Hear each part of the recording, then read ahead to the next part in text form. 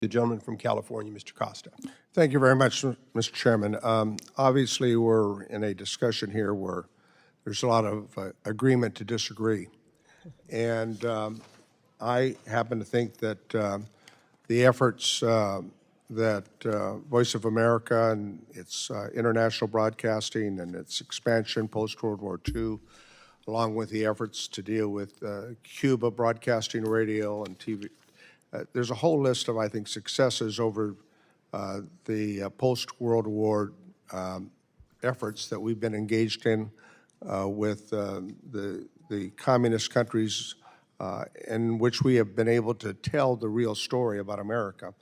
Now, if you want to make modifications, reforms, I think this committee is an appropriate place to do that oversight. Having said that, I'd like to specify a particular area that deals with Armenia and the Voice of Armenia. Do you happen to know, Ms. Lake, I come from the land of William Saroyan, and I assume you know what language the Armenian people of Armenia speak? I've actually heard it. It's a beautiful language. I can't name it. Can you please tell me? Yeah, it's Armenia. Trick question. The story of Armenian language is, and the Voice of Armenia was so that the people of Armenia would understand, who were under the oppression of the Soviet Union, what America stood for and what our values stood for.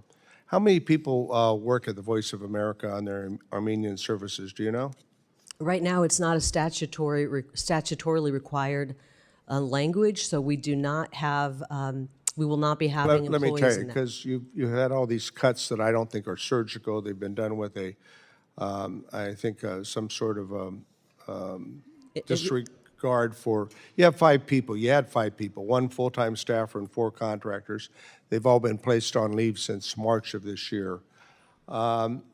Did you or former fellow, Elon Musk, talk to anyone about the Voice of America's Armenian service before these cuts were made? We are bringing the agency to statutory minimum, and Armenian language is not in the statutory minimum. If you'd like it to be, then I suggest you write legislation and put it in legislation. What analysis was done to assess the performance of the services before the cuts were made? We decided to listen to the person who's in charge of the executive branch of the government, and that person's name is President Donald J. Trump. I suspect that maybe the president's not sure about the language that the Armenian people speak, but that be as it may, the Voice of America's own data showed that the Armenian language reached well over 1/3 of Armenia's adult population and ranked second in network-wide market penetration. The Voice of America brief notes said that the service's unique role in countering the Russian disinformation and explaining U.S. policy to Armenians at the moment when Yerevan is trying to move out of Moscow's orbit. There are a lot of reasons why I think this is important because of the Russian disinformation. Do you believe that Russia's been engaged in disinformation with Armenia or other countries on Eastern Europe? Obviously, you have a soft spot in your heart for Armenia. I think the people of Armenia are incredible. But we're working to right-size this agency, and the Armenian language is not one of the statutory Well, I know, but there's got to be a languages. cause and a reason for your changes here, and I'm trying to find out what they are. How many people do you think we should hire in the Armenian language service? Well, what I think we should do is recognize the fact that Russia is attempting through misinformation to keep Armenia in their orbit. Do you believe that Russia is the aggressor in the war in Ukraine? You know what? It's interesting that you really are concerned about Russia because VOA hired Russian spies.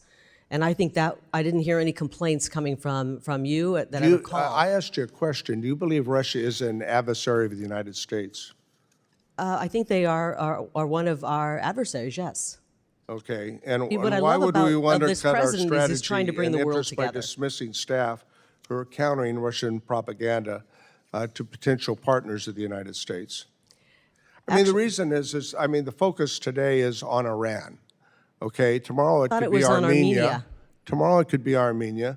And I think that when you put the Voice of America's Persian service on leave, only to call them back after when Israel and we started trading missile strikes.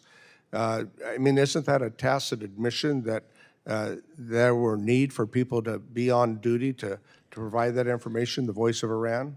I've worked in newsrooms. You surge on stories when you need to surge. We have always had the Farsi language as one of our statutory languages, and we've been covering it. Well, and my when a time's story expired, breaks, Ms. you bring Lake, more but people on. I think that you've got to look more carefully at how you reorganize this effort, and more to be determined. Okay, thank you. Gentleman's time has expired.